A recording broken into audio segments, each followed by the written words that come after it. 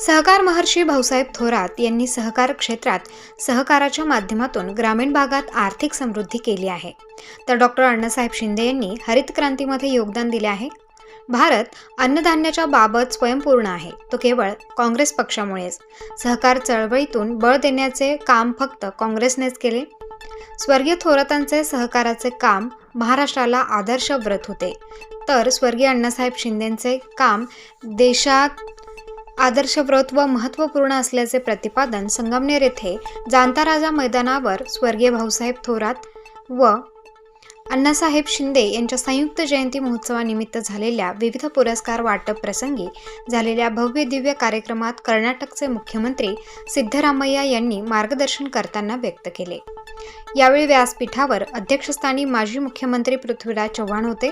कर्नाटकचे मंत्री एच.के. पाटील, शिवसेनेचे भास्कर जाधव, माजी मंत्री मधुकरराव चव्हाण, डॉक्टर विश्वजित कदम, काँग्रेसचे प्रभारी रमेश चेथ्रीतला,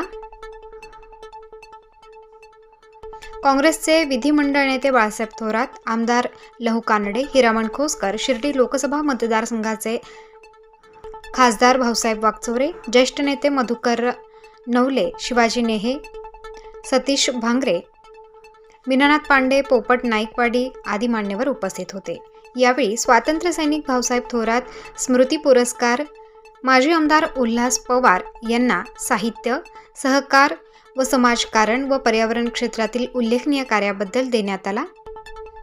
स्वर्गीय अण्णासाहेब शिंदे स्मृती पुरस्कार जैन उद्योग समूह जळगाव यांना अमृतवाहिनी शिक्षण संस्थेच्या वतीने 1,00,000 रुपये रोख व सन्मान चिन्ह, तर भाऊसाहेब थोरात सेवाभावी संस्थेच्या वतीने आमदार P.N. पाटील यांना सहकारातील आदर्श नेतृत्व पुरस्काराने गौरवण्यात आले आहे.